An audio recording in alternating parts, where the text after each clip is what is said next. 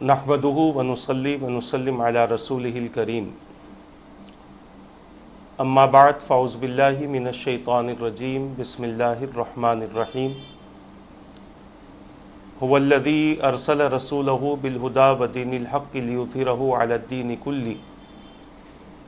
ولو کرہ المشرکون۔ وقال اللہ تبارک وتعالی فی مقام آخر قد جاءکم من اللہ نور وکتاب مبین۔ آمنت باللہ صدق اللہ العظیم وصدق رسولہ النبی الامین المختار الکریم ونحن علی ذلک لمن الشاہدین والشاکرین والحمد للہ رب العالمین۔ اللہم صلی وسلم وبارک علی سیدنا و مولانا محمد وعلی آلہ واصحابہ وبارک وسلم صلاۃ و سلاما دائما علیک وعلی آلک واصحابک یا رسول اللہ صلی اللہ تعالی علیہ وسلم۔ عزیزان ملت اسلامیہ، محترم ناظرین و سامعین کرام، سیرت النبی صلی اللہ تعالی علیہ وسلم کے عنوان کے تحت رسول اکرم صلی اللہ تعالی علیہ وسلم کے بچپن مبارک کا مسلسل ذکر خیر ہو رہا ہے۔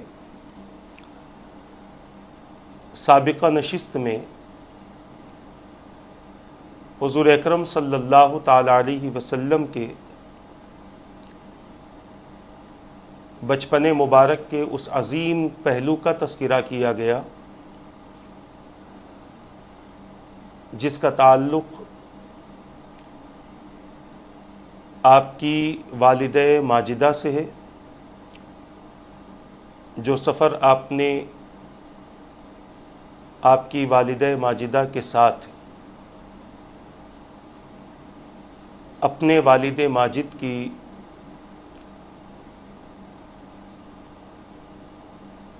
مزار پاک کی حاضری کے ارادے سے کیا تھا، اور پھر مدینہ پاک میں آپ نے جو وقت گزارا اور وہاں پر جو حالات ہوئے، پھر وہاں سے واپسی پر آپ کی والدہ کے ساتھ جو معاملہ پیش آیا، آپ کی والدہ کا وصال ہوا، میرے آقا صلی اللہ تعالی علیہ وسلم کی جو کیفیت رہی 6 برس کی عمر میں والدین کریمین کا رخصت ہو جانا اور حضور اکرم صلی اللہ تعالی علیہ وسلم کا اس کیفیت کو لے کر غمزدہ ہونا، یہ تمام باتیں آپ حضرات تک پہنچائی گئی تھی۔ اللہ تبارک و تعالی نے حضور اکرم صلی اللہ تعالی علیہ وسلم کو پوری کائنات میں ہر شے پر فوقیت عطا فرمائی۔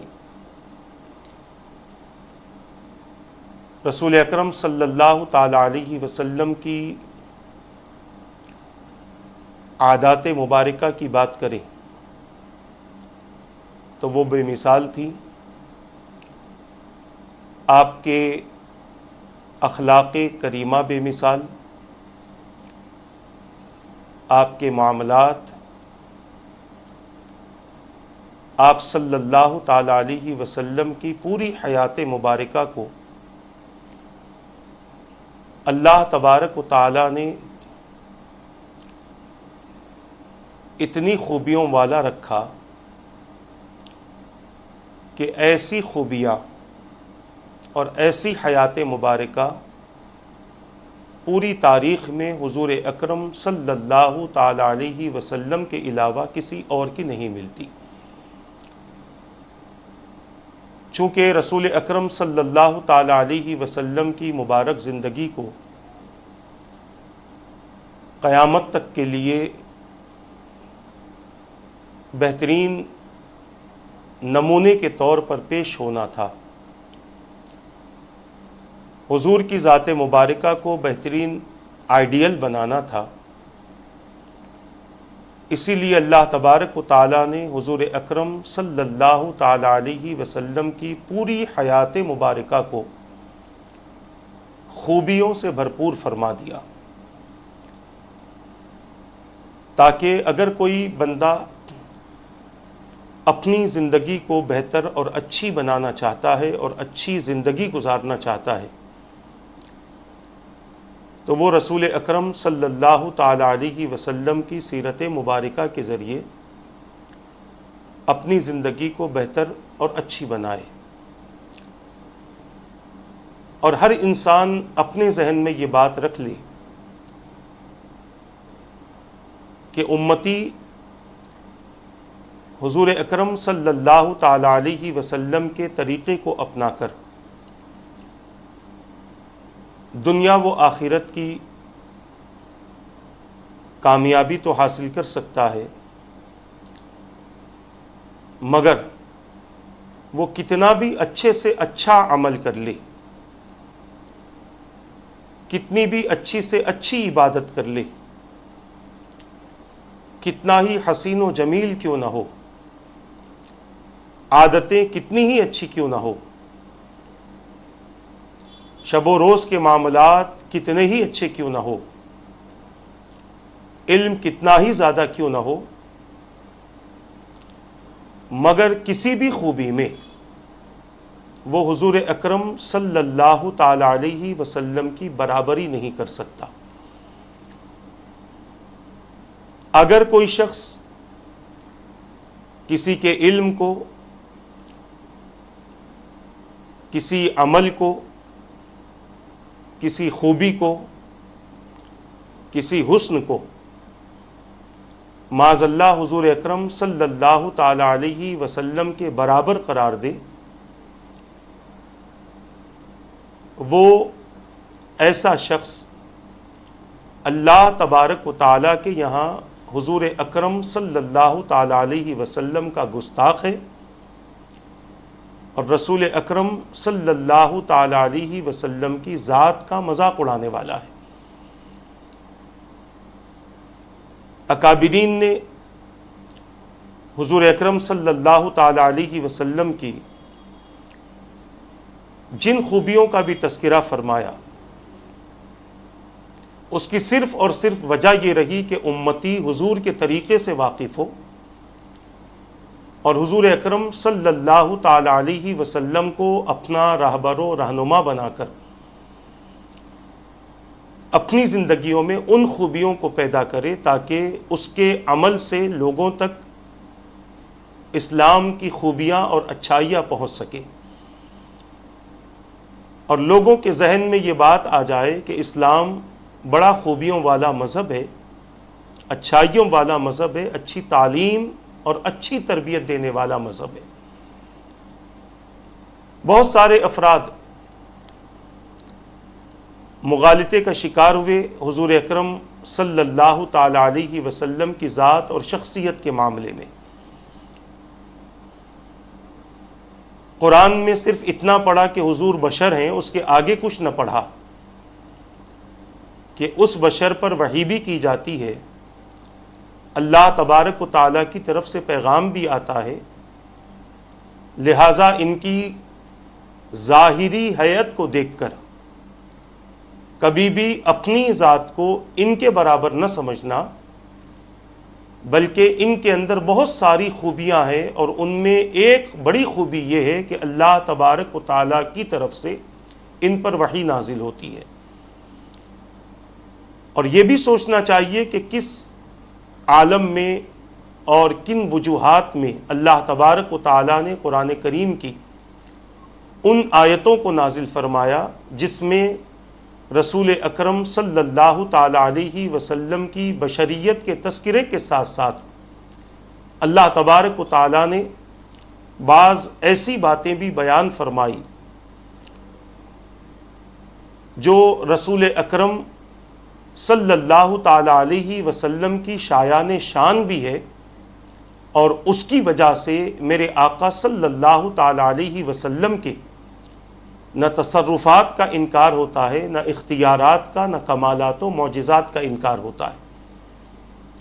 مگر جو لوگ قرآن پڑھتے اس لیے ہیں کہ اس کے ذریعے حضور اکرم صلی اللہ تعالی علیہ وسلم کی شان میں تنقیص کریں،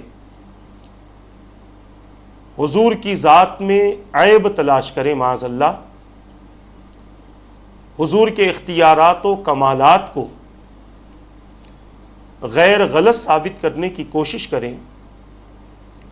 ان کے نظریے کے حساب سے انہیں اس قسم کی آیتیں تو مل جاتی ہیں مگر اس کے شان نزول سے وہ ناواقف ہوتے ہیں، اور ان آیات کے نازل ہونے کے وجوہات سے وہ ناواقف ہوتے ہیں، اور اگر واقف ہو بھی گئے ان کی آنکھوں پر اس قسم کے پردے پڑ جاتے ہیں کہ وہ ان آیتوں کو لے کر اللہ کے رسول کی شان کو کم کرنے کی کوشش کرتے ہیں، حالانکہ اسی کے مقابل میں دوسری کئی ایسی آیتیں مل جاتی ہیں جس سے حضور اکرم صلی اللہ تعالی علیہ وسلم کی شان، آپ کا مقام، آپ کی افضلیت، آپ کی عظمتیں ظاہر ہوتی ہیں، مگر ایسی آیتوں کو وہ صرف تلاوت کرتے ہوئے آگے نکل جاتے ہیں، یا پھر ہیلے بہانے بنا کر غیر ضروری گفتگو کر کے امت کو اس آیت کی حقیقت سے دور رکھتے ہیں اور ان آیات کی حقیقت کو چھپانے کی وہ کوشش کرتے ہیں۔ یہی کام یہودیوں کا بھی تھا، ان کا بھی یہی عالم تھا۔ اللہ تبارک و تعالیٰ نے ان کے لیے ارشاد فرمایا وَإِنَّ فَرِيقًا مِّنْهُمْ لَيَكْتُمُونَ الْحَقَّ وَهُمْ يَعْلَمُونَ، حق کو وہ لوگ چھپاتے ہیں حالانکہ وہ جانتے ہیں۔ حضور اکرم صلی اللہ تعالی علیہ وسلم کی شان، آپ کے کمالات، آپ کے اختیارات، آپ کے خاتم النبیین ہونے کے بارے میں جانتے ہیں، آپ کے ہر مرتبے سے وہ واقف ہے، مگر اس کے باوجود چھپاتے ہیں۔ اور آج امت کے ایک طبقے کا یہی حال ہے کہ باوجود مسلمان ہونے کے ان کی کوشش یہ ہوتی ہے کہ کوئی ایسی آیت جس میں حضور اکرم صلی اللہ تعالی علیہ وسلم کی شان بیان کی گئی ہو، وہ امت سے حضور اکرم صلی اللہ علیہ وسلم کی ان کیفیات کو چھپانے کی کوشش کرتے ہیں، مگر ان کے چھپانے سے اسلام چھپنے والا نہیں، حضور کی عظمت کم ہونے والی نہیں، حضور کے مقام پر کوئی فرق آنے والا نہیں۔ اللہ تبارک و تعالیٰ نے اپنے حبیب پاک صلی اللہ تعالی علیہ وسلم کی شان کو، مقام کو، آپ کے ذکر کو بلند فرما دیا ہے۔ اب پوری کائنات مل کر اس کے ایک ذرے کو بھی گھٹانے کی کوشش کرے تو نہیں گھٹا سکتی، الٹا گھٹانے والے بے عزت، ذلیل اور رسوا ہو جاتے ہیں۔ اسی لیے امتی کو چاہیے کہ حضور اکرم صلی اللہ تعالی علیہ وسلم کے تعلق سے اکابرین نے جو تحقیق فرمائی، حضور اکرم صلی اللہ تعالی علیہ وسلم کے جس طرح آپ کے خصائل کا، آپ کے شمائل کا، آپ کے فضائل کا تذکرہ فرمایا، اسے تسلیم کرتے ہوئے ہم رسول اکرم صلی اللہ تعالی علیہ وسلم کی شان کو اور آپ کی افضلیت کو تسلیم کریں۔ اس میں فائدہ ہمارا ہی ہے۔ حضور اکرم صلی اللہ تعالی علیہ وسلم کی آپ کتنی بھی تعریف کر لیں، ان کی تعریف کرنے کا بندہ امتی حق ادا نہیں کر سکتا، یہ بات تو مسلم ہے۔ اور یہ میں نہیں کہتا، ہمارے اکابرین نے کہا لا یمکن الثناء کما کان حقہ بعد از خدا بزرگ تو ہی قصہ مختصر۔ بڑی بڑی کتابیں لکھی، ہزاروں صفحات کی کتابیں لکھی، اور ہزاروں صفحات کی کتابیں لکھنے کی کوشش کر رہے تھے، یا تو علم ختم ہو گیا یا زندگیاں ختم ہو گئی لکھتے لکھتے، اور زبان پر آخری جملہ جو آیا وہ یہی رہا کہ یا رسول اللہ صلی اللہ علیہ وسلم، آپ کی جیسی تعریف کرنی چاہیے اس کا حق بھی ہم ادا نہ کر سکے، اتنا کہہ سکتے ہیں کہ خدا کے بعد اگر کوئی بزرگ و بالا ذات ہے تو وہ آپ ہی کی ذات ہے۔ یہ حضور اکرم صلی اللہ تعالی علیہ وسلم کی افضلیت کو ہمارے اکابرین نے ظاہر فرمایا ہے۔ اب جو لوگ اس کو تسلیم نہیں کرتے وہ اپنے ایمان کا جائزہ لے لیں، وہ یہ سمجھتے ہیں کہ حضور کی جتنی گستاخی کریں توحید اتنی مضبوط ہوتی ہے، حالانکہ یہ نظریہ ہی غلط ہے، بلکہ یہ ہے کہ بندہ حضور کی جتنی تعریف کرتا ہے اللہ کے یہاں اس کا مقام اتنا ہی بلند ہوتا ہے، اللہ کے یہاں اس کی عزت اتنی ہی زیادہ ہوتی ہے، اللہ کے یہاں اس کو اتنا ہی اکرام و انعام دیا جاتا ہے جو مصطفیٰ جان رحمت صلی اللہ تعالی علیہ وسلم کی بہت زیادہ تعریف کیا کرتا ہے۔ اسی لیے حضور اکرم صلی اللہ تعالی علیہ وسلم نے اپنی ذات پر کثرت سے درود پڑھنے کا اپنی امتیوں کو حکم دیا، تاکہ اس کے ذریعے امتی کا تذکرہ بار بار دربار نبی میں ہوتا رہے اور اس ذکر خیر سے حضور سے اس کا تعلق بڑھتا رہے اور حضور سے اسے قربت حاصل ہوتی رہے۔ کوئی وظیفہ امتی نہ پڑھے، بس درود پڑھتا رہے، اس میں خدا کا ذکر بھی ہے، مصطفیٰ کا ذکر بھی ہے۔ کوئی درود ایسا نہیں ہے جس میں خدا کا ذکر ہو اور مصطفیٰ کا ذکر ہو اور خدا کا ذکر نہ ہو، ہر درود میں اللہ کا ذکر ہے۔ ہم سب سے پہلے خدا کا ذکر کرتے ہیں، پھر مصطفیٰ کا ذکر کرتے ہیں۔ اس کی ایک وجہ یہ ہے کہ ہماری زبانیں ناپاک ہیں، خدا کے ذکر سے اپنی زبانوں کو پاک کر کے پاک مصطفیٰ کا ذکر کرتے ہیں۔ وجہ یہی ہے کہ پہلے خدا کا ذکر ہوتا ہے پھر مصطفیٰ کا ذکر ہوتا ہے۔ اب ہم تذکرہ کریں گے کائنات کی سب سے حسین ترین شخصیت، اور اس حسین ترین شخصیت کا نام محمد الرسول اللہ صلی اللہ علیہ وسلم ہے۔ اللہ تبارک و تعالیٰ نے ان سے زیادہ حسین کسی کو پیدا نہیں فرمایا، ان سے زیادہ جمیل و خوبصورت کسی کو پیدا نہیں فرمایا۔ اور یہی بات حضرت حسان ابن ثابت رضی اللہ تعالیٰ عنہ نے کہی، وَأَحْسَنُ مِنْكَ لَمْ تَرَ قَطُّ عَيْنِي وَأَجْمَلُ مِنْكَ لَمْ تَلِدِ النِّسَاءُ خُلِقْتَ مُبَرَّأً مِنْ كُلِّ عَيْبٍ كَأَنَّكَ قَدْ خُلِقْتَ كَمَا تَشَاءُ، کہ یا رسول اللہ صلی اللہ علیہ وسلم آپ سے زیادہ حسین کسی آنکھ نے نہیں دیکھا، آپ سے زیادہ جمیل کسی خاتون نے تولد ہی نہیں کیا۔ اللہ تبارک و تعالیٰ نے آپ کو ہر عیب سے پاک پیدا فرمایا، جیسا آپ چاہتے تھے رب نے ویسا ہی آپ کو پیدا فرمایا۔ اور یہ نعت، یہ کلام حضرت حسان ابن ثابت رضی اللہ تعالیٰ عنہ نے حضور کی موجودگی میں حضور کے سامنے پڑھا ہے۔ بعد میں ہوتا تو لوگ فتوے دے سکتے تھے، لوگ اسے غلط ثابت کر سکتے تھے اور غلط کہہ سکتے تھے، مگر حضور کے سامنے پڑھا ہے، حضور نے سنا، حضور نے خوشی کا اظہار فرمایا، اور میرے آقا صلی اللہ علیہ وسلم نے حضرت حسان ابن ثابت رضی اللہ تعالیٰ عنہ کو اپنی ردائے مبارک، اپنی چادر مبارک عطا فرمائی۔ اور یہ سب خواب میں نہیں ہوا بلکہ جاگنے کی حالت میں ہوا۔ صحابہ بھی سن رہے مگر کسی نے اعتراض نہیں کیا کہ احسان اس طرح کے الفاظ کیوں ادا کر رہے ہو، کیونکہ وہ بھی جانتے ہیں کہ اللہ کے رسول صلی اللہ تعالی علیہ وسلم کو اللہ تبارک و تعالی نے تمام تر خوبیاں عطا فرمائی، مکمل حسن عطا فرمایا، مکمل کمالات عطا فرمائے، مکمل معجزات عطا فرمائے، مکمل اختیارات عطا فرمائے، مکمل تصرفات عطا فرمائے، رب قدیر نے اپنے فضل سے اپنے محبوب کو ہر چیز عطا فرما دی ہے، یہاں تک کہ زمین و آسمان کے خزانے کی کنجیاں بھی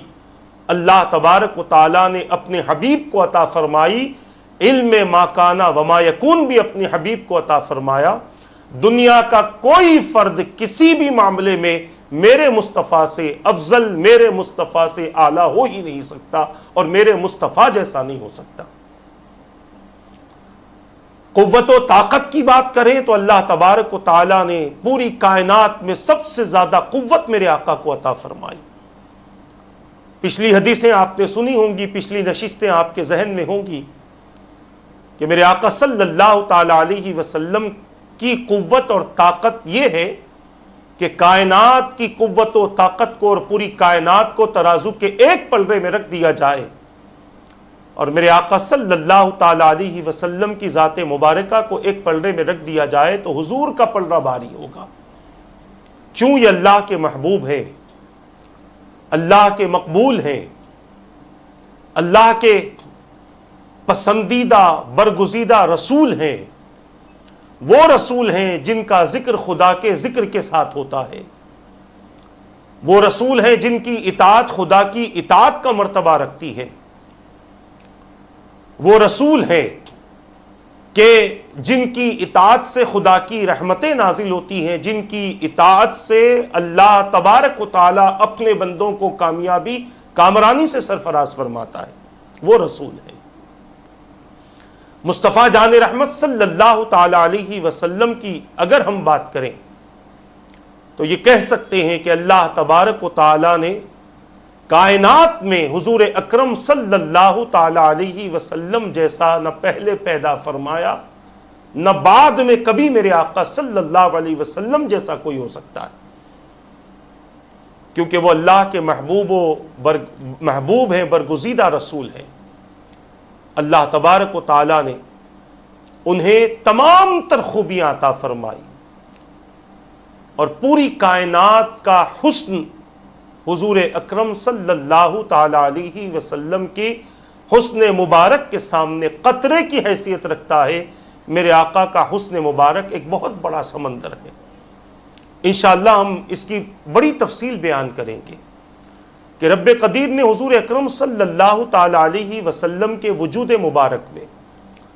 جو چیز بھی رکھی ہے، کائنات سے سب سے بہتر اللہ تبارک و تعالی نے اپنے حبیب کو حسن بھی عطا فرمایا، وجود بھی عطا فرمایا۔ میرے آقا صلی اللہ تعالی علیہ وسلم کے سر مبارک کے بال مبارک سے لے کر پائے مبارک کے ناخن مبارک تک رب قدیر نے حضور کی ہر چیز کو میرے آقا نے بہترین خوبیوں والا بنایا، اور رب قدیر نے میرے آقا صلی اللہ تعالی علیہ وسلم کی ذات مبارکہ کو سب سے افضل بنا دیا۔ عزیزان ملت اسلامیہ، اگر ہم مصطفیٰ جان رحمت صلی اللہ تعالی علیہ وسلم کی خوبیوں کا تذکرہ کریں تو ہم یہ کہہ سکتے ہیں کہ میرے آقا صلی اللہ تعالی علیہ وسلم کی ذات مبارک کو اللہ تبارک و تعالی نے سب سے الگ پیدا فرمایا۔ آج ہم ذکر کریں گے حضور اکرم صلی اللہ تعالی علیہ وسلم کی ذات مبارک کے حوالے سے کہ رب قدیر نے میرے آقا صلی اللہ تعالی علیہ وسلم کو اپنی تمام مخلوق میں سب سے زیادہ حسن عطا فرمایا اور سب سے حسین پیدا فرمایا۔ حضور اکرم صلی اللہ تعالی علیہ وسلم کے حوالے سے اکابرین کا یہ فرمان ہے کہ میرے آقا صلی اللہ تعالی علیہ وسلم کے فضائل و کمالات اتنے کثیر اور اتنے زیادہ ہیں کہ اس کا احاطہ ممکن نہیں۔ اس قدر اللہ کے رسول صلی اللہ تعالی علیہ وسلم کو اللہ تبارک و تعالی نے فضیلتیں عطا فرمائی۔ ایک عاشق رسول کہتے ہیں، حسن یوسف دم عیسیٰ ید بیضا داری، آنچ خوبہ ہما دارن تو تنہا داری. یا رسول اللہ صلی اللہ علیہ وسلم، یوسف علیہ السلام کا حسن، عیسیٰ علیہ السلام کی پھونک، آدم علیہ السلام، حضرت موسیٰ علیہ السلام کا ید بیضا، یہ سب خوبیاں الگ الگ رکھتے تھے. آپ کو اللہ نے تمام خوبیاں عطا فرمائی ہیں. ان کو ایک ایک دو دو معجزے دیے گئے یا چند معجزے دیے گئے. اللہ تبارک و تعالیٰ نے آپ کی مکمل ذات کو معجزہ بنا دیا. اسی لیے ہم آگے تذکرہ کریں گے. بات آئی ہے تو عرض کر دوں، حضور کے بال مبارک کا معجزہ، حضور کی چشم مبارک کا معجزہ، حضور کی زبان مبارک کا معجزہ، حضور کے دہن مبارک کا معجزہ، حضور کے گوش مبارک، کان مبارک کا معجزہ، حضور کی داڑھی مبارک کے بال مبارک کا معجزہ، منہ مبارک کا معجزہ، حضور کے سینے مبارک کا معجزہ، دست مبارک، پائے مبارک، حضور کا دیکھنا، حضور کا سننا، حضور کا بولنا، یہ سب کچھ معجزہ تھا. اکابرین نے میرے آقا صلی اللہ تعالی علیہ وسلم کی ذات کے حوالے سے ان تمام چیزوں کو جمع فرمایا اور بتا دیا کہ مصطفیٰ جیسا کوئی ہے نہیں، کوئی ہو نہیں سکتا، کوئی آیا بھی نہیں. اتنے زیادہ فضائل و کمالات اللہ تبارک و تعالیٰ نے اپنے حبیب کو عطا فرمائے جس کا احاطہ کرنا ممکن نہیں. جن مورخین سے جس قدر ہو سکا انہوں نے جمع کیا اور اللہ کے بندوں کے سامنے حضور اکرم صلی اللہ تعالی علیہ وسلم کی عظمتوں کو ظاہر فرما دیا. اللہ تبارک و تعالیٰ نے حضور اکرم صلی اللہ تعالی علیہ وسلم کی ذات مبارک کے ساتھ یہ معاملہ فرما دیا کہ جیسے جیسے وقت گزرتا جا رہا ہے ویسے ویسے حضور اکرم صلی اللہ تعالی علیہ وسلم کے ذکر کرنے والوں کی تعداد بڑھ رہی ہے. ظاہر سی بات ہے کہ حضور کی امت میں بھی اضافہ ہو رہا ہے تو حضور کی امت کے ذریعے حضور کے ذکر میں بھی اضافہ ہو رہا ہے. حضور کو یاد کرنے والے، حضور سے محبت کرنے والے، حضور کی محبت میں اپنی جان، اپنے مال کو پیش کرنے والے، حضور کے چاہنے والے، ان سب میں اضافہ ہو رہا ہے. اور اگر کوئی یہ بات نہیں مانتا تو آؤ میں دوسرے طریقے سے آپ کے سامنے رکھوں کہ جیسے جیسے علاقے بڑھ رہے ہیں مسجدیں بڑھ رہی ہیں، چاہنے والے یا حضور کی چاہت پر غلط گفتگو کرنے والے بھی اپنے علاقوں میں مسجدیں بناتے ہیں اور ان مسجدوں سے مصطفیٰ کا ذکر ہو رہا ہے. نمازیں پڑھی جاتی ہے تو نمازوں میں قرآن میں ذکر ہوتا ہے مصطفیٰ کا.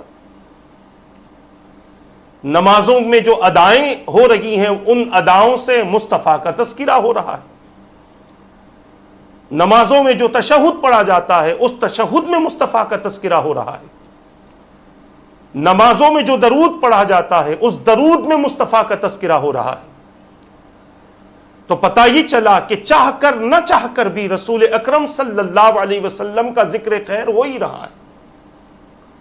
اور جیسے جیسے علاقے بڑھ رہے ہیں، جیسے جیسے محلے بڑھ رہے ہیں، ان محلوں میں مساجد کے ذریعے اللہ تبارک و تعالیٰ نے اپنے حبیب پاک صلی اللہ تعالی علیہ وسلم کا کہ ذکر کا جو مزاج پیدا فرمایا ہے اذانوں کے ذریعے، نمازوں کے ذریعے. گویا ہمیں یہ ماننا پڑے گا کہ ہر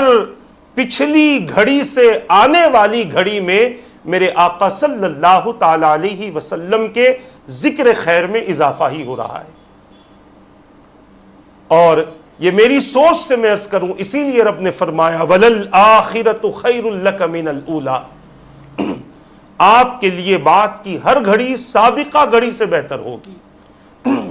سورہ زحا میں اللہ تبارک و تعالیٰ نے اس بات کا تذکرہ فرمایا کہ ہر آنے والی گھڑی پہلے جو وقت گزر چکا اس سے بہتر ہوگی۔ یہ تو میرے آقا صلی اللہ علیہ وسلم کی شان ہے، آپ کا کمال ہے کہ جیسے جیسے دنیا ترقی کرتی جائے گی، حضور کے فرامین کا اعجاز ظاہر ہوگا، حضور کے فرامین کی تصدیق بھی ہوگی کہ آج دنیا کہہ رہی ہے میرے آقا صلی اللہ علیہ وسلم نے 1400 سال سے زیادہ عرصہ گزر چکا، حضور نے یہ بات بیان فرما دی۔ زلزلے آئیں گے، حادثات زیادہ ہوں گے، اچانک موتیں واقع ہوں گی، عجیب و غریب بیماریاں ظاہر ہوں گی۔ جیسے جیسے یہ چیزیں آتی جا رہی ہیں، حضور کی حدیث اور حضور کا فرمان پورا ہوتا جا رہا ہے، اور اس سے حضور کے چاہنے والوں کے دلوں میں رسول اکرم صلی اللہ علیہ وسلم کی عظمت اور آپ کی شان میں اور اضافہ ہو رہا ہے۔ عزیزان ملت اسلامیہ، ہر آنے والی گھڑی حضور کی شان کو ظاہر کرے گی، حضور کی افضلیت اور حضور کے کمال کو ظاہر کرے گی، اور یہ چیزیں آج ظاہر ہو رہی ہیں، ہم اپنی نگاہوں سے ان تمام چیزوں کے مشاہدات کر رہے ہیں۔ حضور اکرم صلی اللہ تعالی علیہ وسلم کے لیے اللہ تبارک و تعالی نے دوسرے مقام پر فرمایا وَكَانَ فَضْلُ اللَّهِ عَلَيْكَ عَظِيمًا، کہ اے نبی مکرم صلی اللہ علیہ وسلم، آپ پر اللہ تعالیٰ کا فضل عظیم ہے۔ یہ میرے آقا صلی اللہ تعالی علیہ وسلم کے لیے اللہ تبارک و تعالیٰ کی محبتیں کہیں، اللہ تبارک و تعالیٰ کی عطائیں کہیں، کہ جو کچھ اللہ تبارک و تعالیٰ نے اپنے حبیب کو عطا فرمایا، جتنا عطا فرمایا، حضور اکرم صلی اللہ تعالی علیہ وسلم سے پہلے دیگر انبیاء کو اتنا عطا نہیں کیا گیا۔ بس یہی کہا جا سکتا ہے کہ پچھلے انبیاء کرام میں مجموعی طور پر جتنے کمالات، معجزات، تصرفات، اختیارات تھے، ظاہری اور باطنی جو کچھ ان کے اندر تھا، تمام انبیاء کو جو دیا گیا اس سے کئی درجہ زیادہ مصطفیٰ جان رحمت صلی اللہ علیہ وسلم کو دیا گیا۔ اس لیے آپ کائنات کی حسین اور عظیم ترین شخصیت ہے۔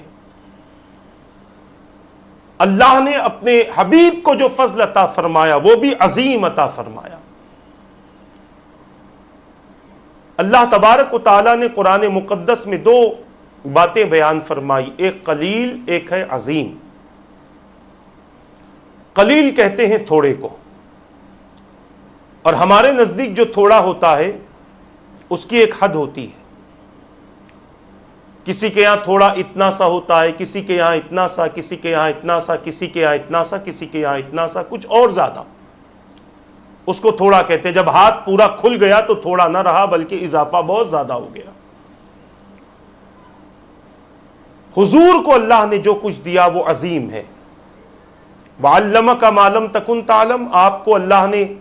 وہ تمام علوم عطا فرما دیے جو آپ نہ جانتے تھے، وہ سب کچھ سکھا دیا۔ وَكَانَ فَضْلُ اللَّهِ عَلَيْكَ عَظِيمًا، اور یہ اللہ تبارک و تعالیٰ کا آپ پر عظیم فضل ہے۔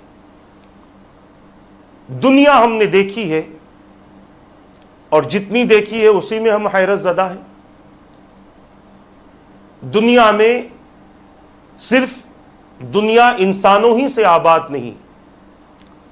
جانوروں سے آباد ہے۔ دنیا میں صرف محلے اور گاؤں ہی نہیں، جنگل بھی ہیں، سمندر بھی اسی دنیا کا حصہ ہے، اور سمندر میں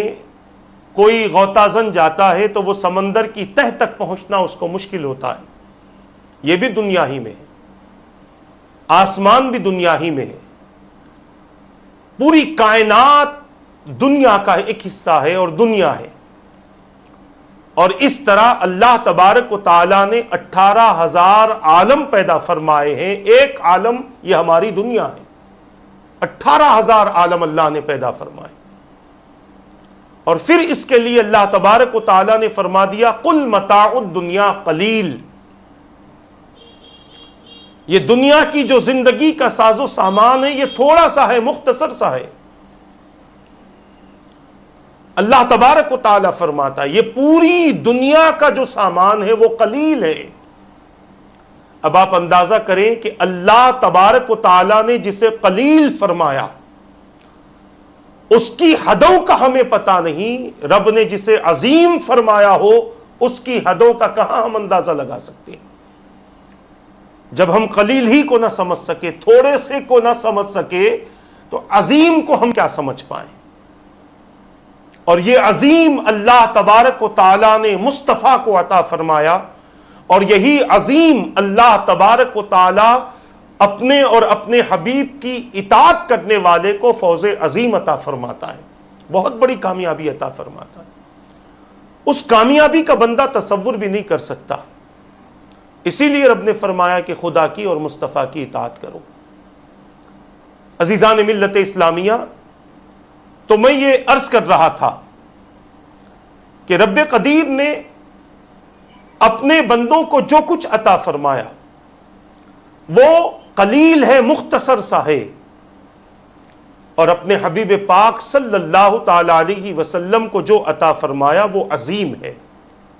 بہت زیادہ ہے، اتنا ہے کہ ہم اس کا تصور تک نہیں کر سکتے۔ یہ میرے آقا صلی اللہ تعالی علیہ وسلم کی شان کا ذکر ہے اس آیت مبارکہ کے حصے میں۔ چاہنے والے تو قرآن کی ہر آیت سے مصطفیٰ کی شان نکال لیتے ہیں،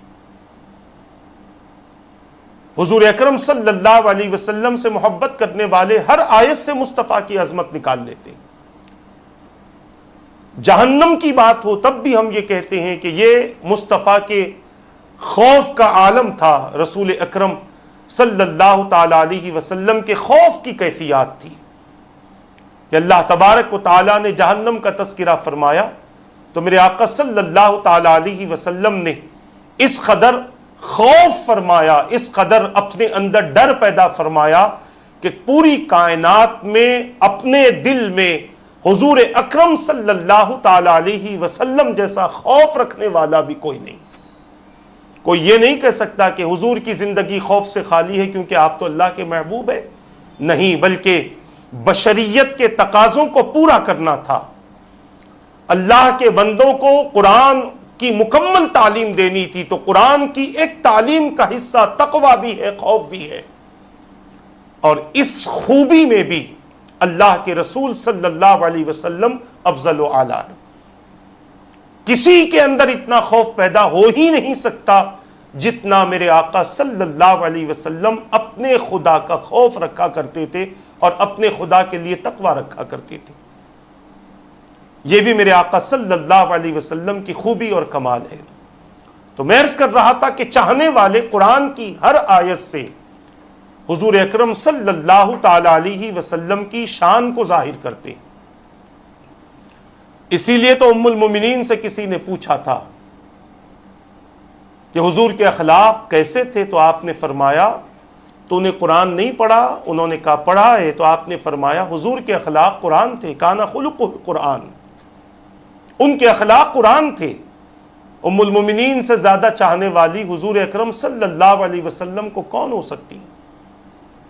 جنہوں نے حضور اکرم صلی اللہ علیہ وسلم کے شب و روز دیکھے، یہ ام المومنین کی خوبی تھی کہ آپ نے حضور اکرم صلی اللہ تعالی علیہ وسلم کی ذات کو دیکھا اور قرآن کو دیکھا تو بتلا دیا کہ جو کچھ قرآن میں ہے وہ مصطفیٰ کے اخلاق حسنہ کا تذکرہ۔ عزیزان ملت اسلامیہ، یہ میرے آقا صلی اللہ تعالی علیہ وسلم کی شان اور کمال ہے، چاہنے والے ان میں وہ خوبیاں تلاش کر لیتے ہیں۔ اب آئیں ہم چاہنے والوں کا تذکرہ کریں کہ اس آیت مبارکہ کے تعلق سے ہمارے اکابرین نے کیا فرمایا۔ اس آیت کریمہ کی تفسیر میں قاضی ایاز رحمۃ اللہ تعالی علیہ لکھتے ہیں کہ حضور اکرم صلی اللہ تعالی علیہ وسلم پر اللہ تبارک و تعالی کا جو فضل و کرم ہے، عقلیں اس کا اندازہ کرنے اور زبانیں اسے بیان کرنے سے قاصر ہے۔ اس بات کو آپ نے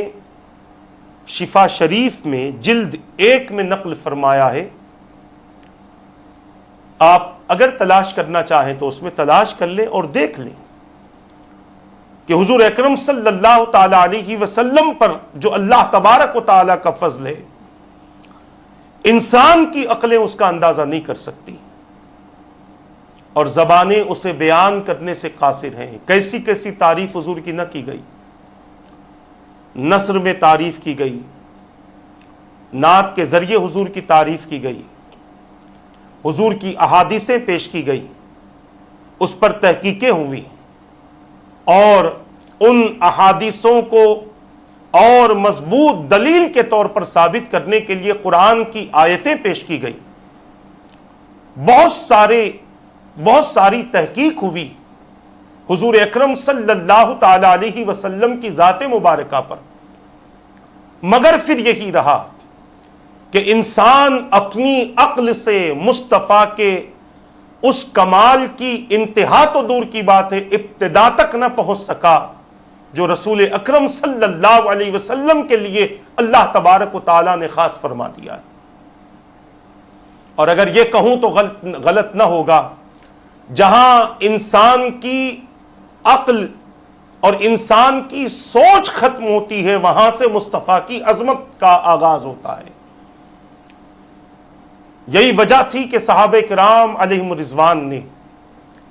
رسول اکرم صلی اللہ تعالی علیہ وسلم کو اپنے ماتھے کی آنکھوں سے ضرور دیکھا، مگر اس کے باوجود کبھی کسی نے بھی اپنی زبان سے یہ نہیں کہا کہ حضور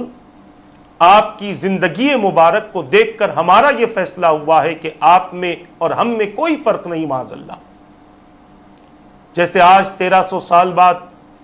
کچھ لوگ اپنی تحریروں کے ذریعے اس بات کو ظاہر کرنے کی کوشش کرتے ہیں کہ حضور ہماری طرح ہیں اور ہم حضور کی طرح ہیں معاذ اللہ۔ یقیناً حضور لباس بشریت میں تشریف لائے، مگر اس لباس بشریت کا کمال الگ تھا، اس بشر کی کیفیتیں الگ تھیں۔ رسول اکرم صلی اللہ تعالی علیہ وسلم کا مزاج بالکل الگ تھا۔ آپ سے جو چیزیں ظاہر ہوتی تھیں، انسان ان چیزوں کو دیکھ کر حیرت میں پڑ جاتا تھا۔ کون سا ایسا انسان ہے جسے جھولا جھلانے کے لیے فرشتے آئے، جن کے انگلی کے اشاروں سے چاند چلتا رہے؟ کون سا ایسا بشر ہے بتا دے۔ ہم تو چاند کو اشارہ کریں، زندگی بھر اشارہ کریں، انگلی میں درد ہو جائے گا مگر چاند میں کوئی فرق نہیں آئے گا۔ اور یہی مصطفیٰ کا اشارہ ہے کہ جھولے میں ہے، جدھر جدھر اشارہ ہوتا ہے چاند ادھر ادھر چل رہا ہے۔ یہی مصطفیٰ کا اشارہ ہے کہ اعلان نبوت کے بعد حضور نے چاند کی طرف اشارہ کیا تو چاند کے 2 ٹکڑے ہو گئے۔ آج سائنس اس کو قبول کر رہی ہے کہ چاند میں شگاف ہے، درار ہے۔ تم کہاں اپنے آپ کو نبی جیسا بنانے کی بات کرتے ہو؟ ان کی غلامی مل جائے یہ بڑی چیز ہے، دعوے ہونا تو بڑی بات ہے، ان کی غلامی نصیب ہو جائے یہ بہت بڑی چیز ہے۔ حضور اکرم صلی اللہ تعالی علیہ وسلم کی ذات کی نسبت حاصل ہونا یہ بہت بڑی بات ہے۔ تو عرض کر رہا تھا کہ عقلیں اس کا اندازہ نہیں کر سکتی جو اللہ تبارک و تعالی نے اپنے حبیب پاک صلی اللہ تعالی علیہ وسلم پر اپنا فضل فرمایا ہے، اور زبانیں اس کا بیان نہیں کر سکتی جو رسول اکرم صلی اللہ تعالی علیہ وسلم کی فضیلت ہے اور آپ کی جو عظمتیں ہیں۔ شیخ عبدالحق محدث دہلوی رحمۃ اللہ تعالی علیہ فرماتے ہیں، وہ فضائل جو آپ کی ذات اقدس کے ساتھ مخصوص ہیں اتنے کثیر ہیں کہ گنتی سے زیادہ ہیں۔ گن ہی نہیں سکتا آدمی، شمار سے ماورا۔ اشعۃ اللمعات جلد 4 میں آپ نے اس کا تذکرہ فرمایا۔ میں صفحے کا تذکرہ اس لیے نہیں کر رہا ہوں کہ پبلشر بدل جاتے ہیں، پرنٹرز بدل جاتے ہیں، تو پھر صفحات ادھر ادھر ہو جاتے ہیں، آگے پیچھے ہو جاتے ہیں، اسی لیے میں صفحے کا تذکرہ نہیں کر رہا، صرف جلد ہی بتا رہا ہوں۔ امام قسطلانی رحمۃ اللہ تعالی علیہ لکھتے ہیں کہ آپ کی اور آپ کے فضائل کی نہ کوئی حد ہے اور نہ کوئی گنتی ہے جو ان کا احاطہ کر سکتی ہیں۔ المواہب جلد 4 میں آپ نے اس کا تذکرہ فرمایا۔ ملا علی قاری رحمۃ اللہ تعالی علیہ ایک حدیث پاک کی تشریح کرتے ہوئے فرماتے ہیں، یقین رکھو کہ حضور کے فضائل کی تفصیل اور آپ کو عطا ہونے والے درجات ان چیزوں میں سے ہیں جن کی کوئی حد نہیں، بلکہ ان کا شمار کرنا بھی ممکن نہیں۔ یہ بات آپ نے المرقات شرح مشکات میں نقل فرمائی جلد 5 میں۔ امام عبد الوہاب شعرانی رحمۃ اللہ تعالی علیہ فرماتے ہیں، مختصر یہ ہے کہ آپ کے اوصاف حسنہ شمار سے ماورا ہیں، گنتی سے زیادہ ہیں۔ کشف الغمہ میں آپ نے اس کا تذکرہ فرمایا۔ عرض کرنا یہ ہے کہ کائنات کی حسین ترین ذات مصطفیٰ ہے صلی اللہ علیہ وسلم، لہذا حضور اکرم صلی اللہ تعالی علیہ وسلم کی افضلیت اور آپ کا اکرم ہونا، آپ کا اعظم ہونا، یہ اللہ تبارک و تعالیٰ کی طرف سے ہے، اور جسے رب عزت عطا فرما دے پوری کائنات مل کر اس کا کچھ نہیں بگاڑ سکتی۔ عام آدمی کو رب عزت عطا فرما دے تو انسان اس کا کچھ نہیں بگاڑ سکتا، وہ تو مصطفیٰ ہیں، وہ تو رسول ہیں جن کا تذکرہ فرشتے اپنے اپنے حساب سے کرتے ہیں، جنت کے دروازوں پر، درختوں پر، درخت کے پتوں پر،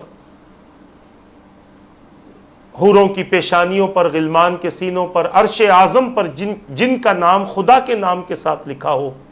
ان کی افضلیت کو اور ان کے کمالات کو ہم کہاں سمجھ سکتے ہیں۔ بس ہم یہی کہہ سکتے ہیں، بعد از خدا بزرگ تو ہی قصہ مختصر۔ یہ مختصر سی باتیں میں نے آپ حضرات کے سامنے عرض کی ہیں، انشاءاللہ تبارک و تعالی اسی کا دوسرا حصہ آپ کے سامنے پیش کرنے کی سعادت حاصل کی جائے گی۔ اللہ تبارک و تعالی سے دعا ہے کہ رب قدیر جو کچھ کہا گیا کہنے میں غلطی ہو تو اپنے حبیب کے صدقے معاف فرما دے۔ ان باتوں پر مجھے اور ان سب کو عمل کرنے اور ان باتوں پر یقین کرنے کی توفیق عطا فرما برحمتک یا ارحم الراحمین۔ وما علینا الا البلاغ۔ السلام علیکم ورحمۃ اللہ وبرکاتہ۔